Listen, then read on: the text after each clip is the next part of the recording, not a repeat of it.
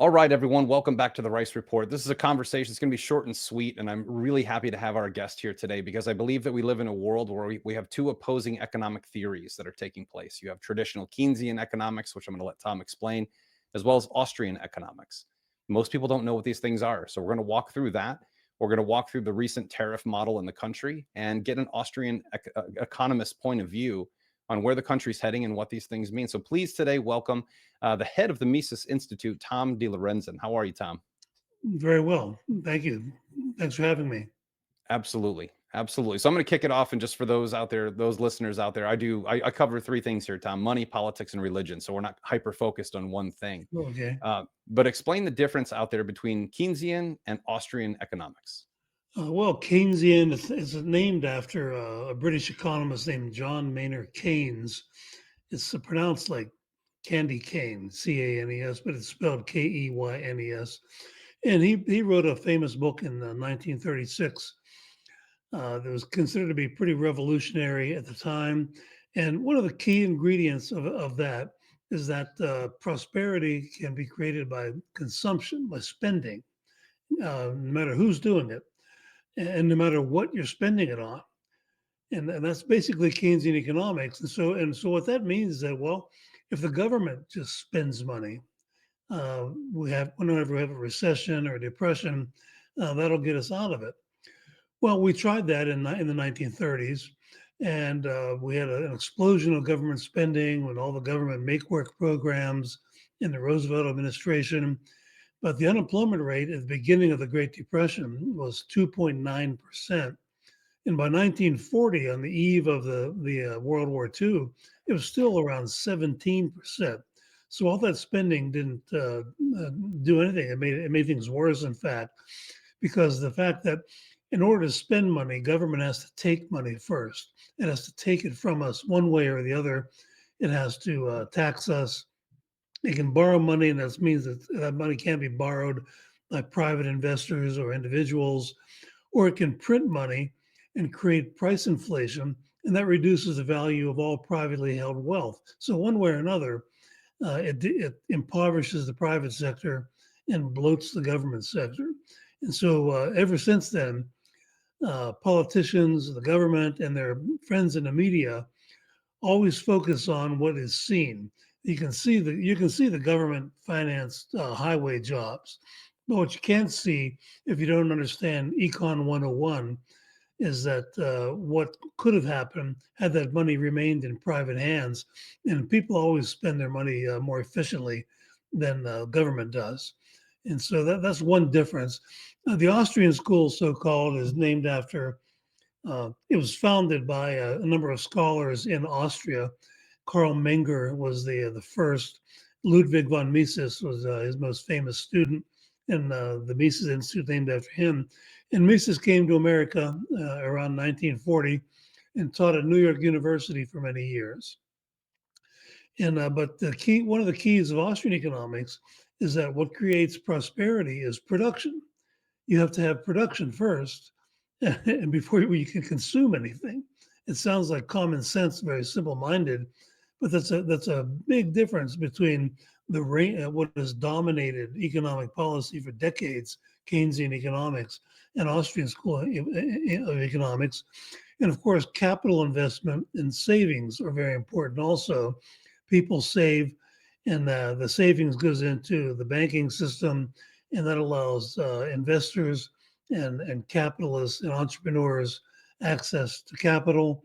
And that's a prerequisite for economic growth because investment in capital and technology increases productivity. We became much more productive when the tractor was invented, for Mhm. example. And so without that, you're not going to have a very prosperous economy. And the Keynesian economics was just the opposite. They thought savings was a waste because it took away from consumption. And so they were happy to tax interest income on savings because they thought that they were doing a good thing because they were deterring savings and therefore promoting consumption or spending. And that's just the opposite of what needed to be happening. That is actually the one of the best breakdowns I've ever heard because you just described the world we live in versus the world we desire to live in. And I think, and most of us, those who know these two theories and how they compete. But the world is dominated by Keynesian economics. I mean, that's every country in the world operates in the exact same way. And we're watching that happen in front of our eyes. Yeah, the politicians like to be doing something at all times, and so and of course they're armed with a central bank. And the Austrian view is that central banks are the main causes of boom and bust cycles and price inflation, the sole cause of price inflation over the long run. And but the Keynesian economics says, well, a central bank is a tool for what they call stabilization policy. In the old days during the Cold War, we called that central planning Yep. because the Soviet Union was doing it. But that sort of thing, for example, look at how we have one man, Jerome Powell, the chairman of the Federal Reserve Board, having all this power to influence interest rates. That's Soviet style central planning. Interest rates should be determined by the supply and demand for loanable funds Mhm. and guided by people's time preference. That is, the rate of time preference is your personal preference on spending now versus spending in the future, and that determines how much you save versus how much you spend. That's what determines how much money you save and goes into the loan pool in a capitalist economy. And so central planning is basically why politicians like Keynesian economics so much. And it also provided a rationale for deficit spending, Yeah. especially in a recession. And but the politicians like deficit spending all the time, not just when we're in a recession. Keynes himself said, "Stick to a recession. If it's a recession, it's okay to have a deficit." And that morphed into it's always okay to have a deficit.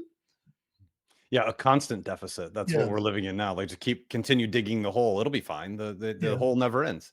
yes, And right. and that model we're looking at, you couldn't explain that better. I mean, the average American has never read the Communist Manifesto. I think it's page 5 talks about central control of money and lending. It is a Soviet Yeah, construct, 100%. That's what a central bank is. Anyone defending central banks and saying these are it's the best central bank ever is clearly not an Austrian. Like, that's clearly not an Austrian model. But now we have tariff structures being put in place, and I know you want to talk about that because it's extremely important. When the tariff talk came out, you can go on Twitter, which is a resource, I guess.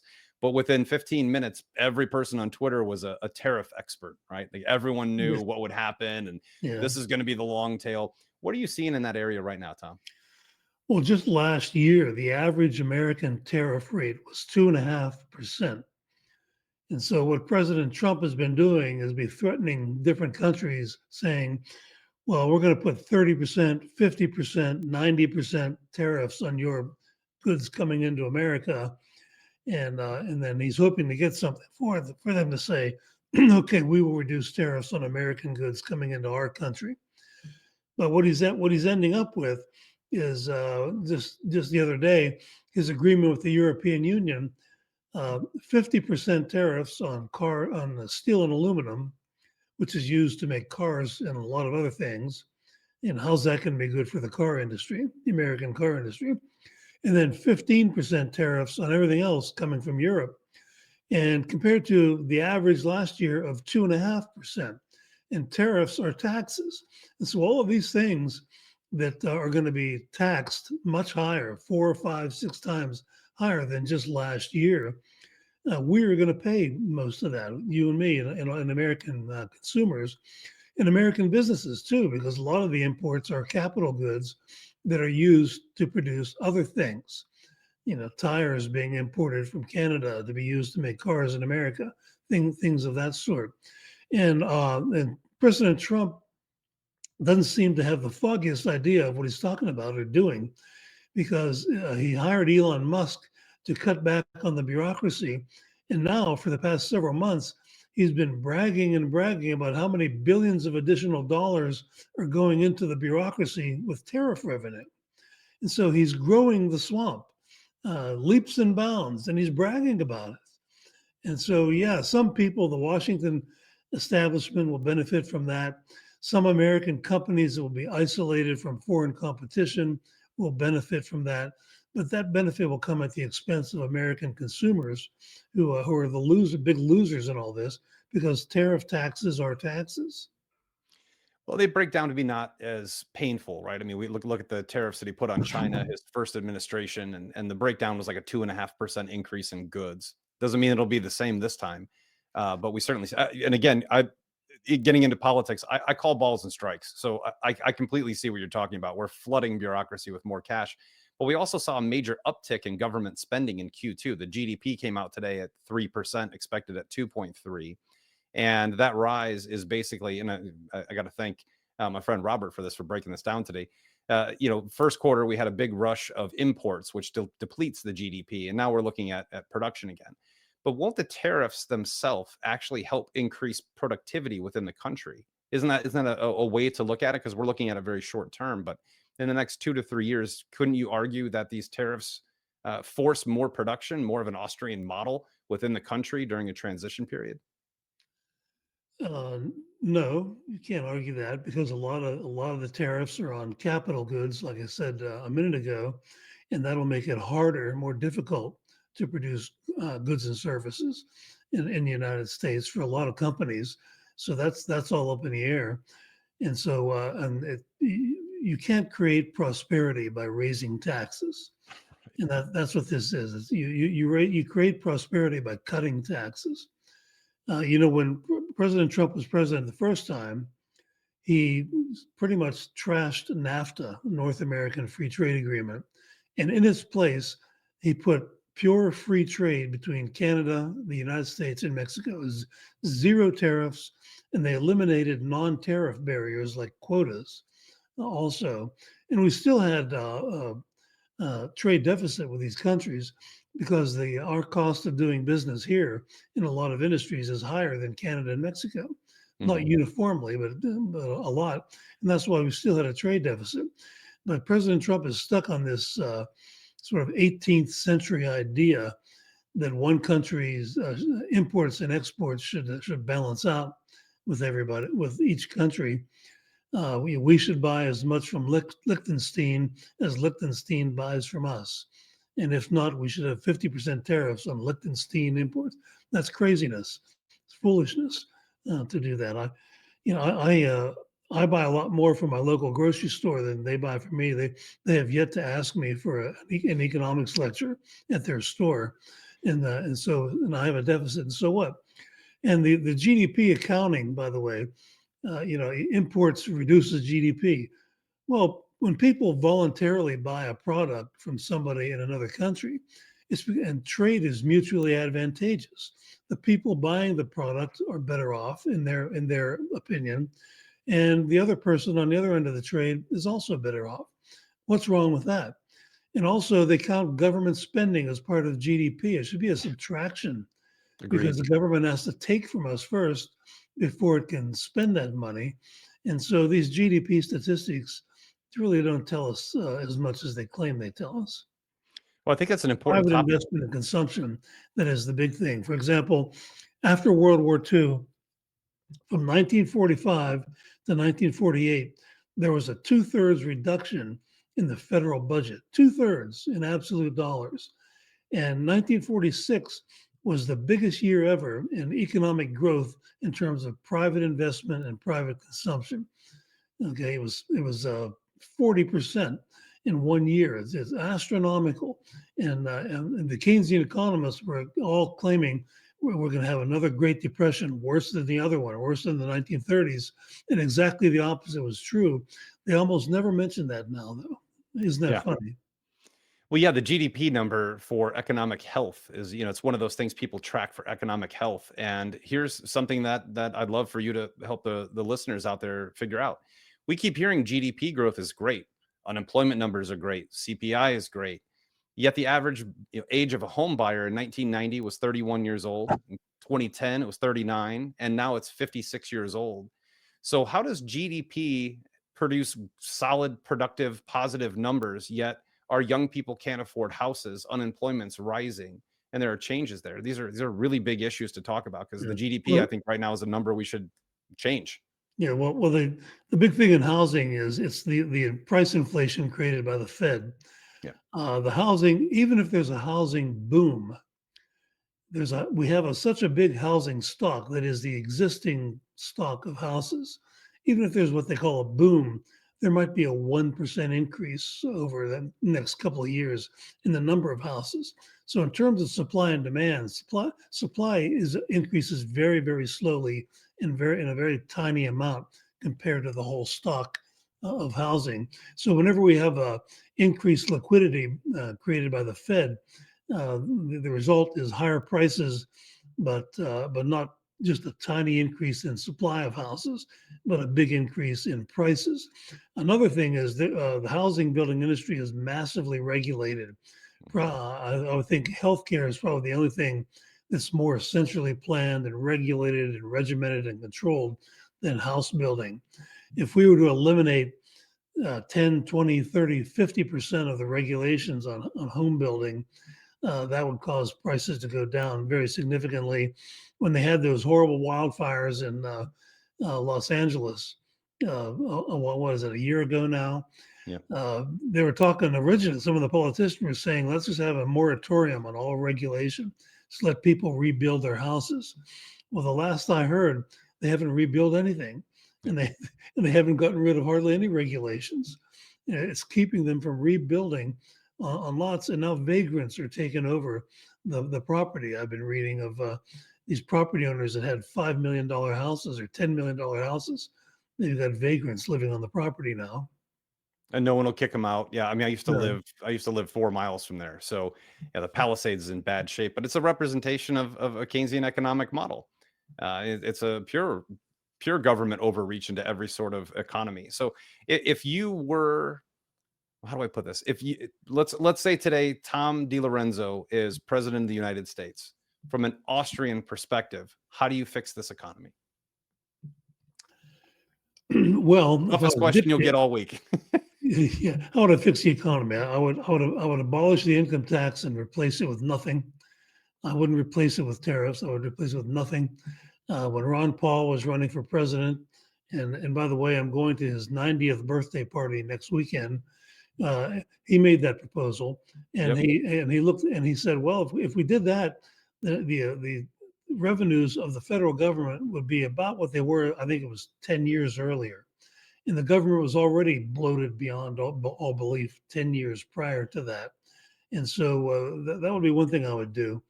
And there'd be massive deregulation of the economy. Also, if you cut just 10% of the regulatory burden on American business, there'd be a huge productivity boom because Huge. every business person in America who runs a business has to spend a good part of his or her day uh, complying with government regulations. A friend of mine who owns several print shops said she spends about half of every day just complying with government regulations, half of every workday, and that's a productivity killer. And so reversing that would be very important. Tax cuts and deregulation, and then I would be a crusader for abolishing the Fed. And the first step would be have the law passed or have the law withdrawn. There was a 1930s law that gave the Fed the ability to purchase short-term government debt by printing money, counterfeiting, basically. And that's the main reason why how they inflate the money supply is dumping billions of dollars into the New York banks with bond purchases. I mean, can I vote for you now? Are you going to run? Because you've got like everyone watching this episode right now is going to give you their vote. I guarantee that. Okay, So, but maybe I'll start with sheriff of my county here in Alabama. do it. Yeah, well, Alabama's a great state, by the way. But yeah, I think that right now the country needs to have these history lessons, these economic lessons out there, because most people, when I talk to them about Austrian economics, they haven't heard anything. So at the Mises Institute, you guys do all kinds of stuff to promote these ideas. How can people follow along with you? How can they get involved? I'm asking for myself even. The Mises Institute is heralded from the Bitcoin community because it's should be a purely Austrian theory of having a protocol manage monetary policy and monetary supply, as opposed to a group of 12 men with one ruling on top determining our financial future. Yeah, it's Soviet style central planning. Well, Yeah. check out our website, Mises.org, and there's a treasure trove of free information. You can become a member for $100 a year, and We will keep in touch with you month by month. We'll give you free audio books to watch, and you can live stream our conferences, and that's the main way to be in touch with us and see what we're doing.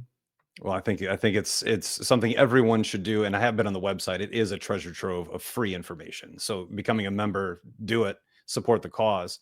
But just the free information, go there today and check that out.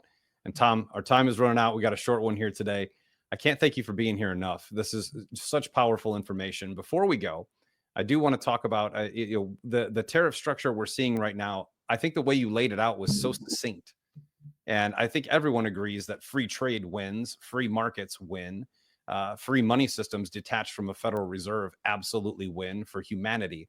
But we're kind of pulling back and forth. But now we have us versus them, which it's always been, the central planners versus the constituents, and the constituents are arguing, trying to protect their own master. What what kind of logic goes into someone's mind that defends a Federal Reserve? And I'm sure you've come across many of these people in debates. What kind of logic? Who would want this? Well, the federal government or the Fed employs about 500 PhD economists just at its headquarters. They failed miserably. There's a huge body of research that shows that the economy was much more unstable after the Fed than in the decades before the Fed. The dollar is worth about one penny of what it was worth at the time of the Fed's creation in 1913. And this big stable of PhD economists are part of the defense mechanism of the Fed. They're trying to make us think that black is white and night is day, and that the Fed is wonderful. And so that's part of it. And so there's an economist named Larry White who did a survey once of publications in academic economics journals on monetary policy, and he found that 74% of all the publications were published by Fed-related economists who were defending their own jobs and their paychecks and all that. And so most of what the public hears about the Fed, if they hear anything at all, is sort of self-serving propaganda. So our Soviet style of monetary policy is using Soviet style propaganda with upper echelon PhDs of credibility that everyone should listen to. Is that kind of a good synopsis? Yeah, that is a good synopsis. You might remember when Alan Greenspan was called the maestro. There was a whole book written by Bob Woodward at the Washington Post, as though he was a maestro, like conducting an orchestra. He's conducting the economy, but that was before the big crash of 2008, and there was no more talk about the great Alan Greenspan. And at the time, I was still teaching in my university job, and I would ask my students when I would get to this section of the course, "Has anyone seen Greenspan lately or heard from him?" And I used to tell them he's probably hiding out in the same cave that Bin Laden is hiding out in, because after the crash, you didn't hear a peep from him. Yeah, I remember that time period too. I still remember watching CNBC or whatever it was that day when the charts started dropping and everyone's jaws started dropping. But yeah, the propaganda campaigns around the defense of a Soviet style monetary policy are prevalent in today's world, and they're coming from all walks of life. So I would highly advise all of you out there to follow Tom, follow the Mises Institute, start learning about Austrian economics and what prosperity could be. Because I think unless the world reverts or goes to an Austrian style economy, we revert into complete technocratic tyranny. I mean, that is approaching us so quickly right now that without having enough defense mechanisms of education out there, we're all going to be stuck. So, Tom, thank you, thank you, thank you for being here today. I really appreciate it. My pleasure. And God bless you. God bless everyone out there. And we'll see you next time on the Rice Report.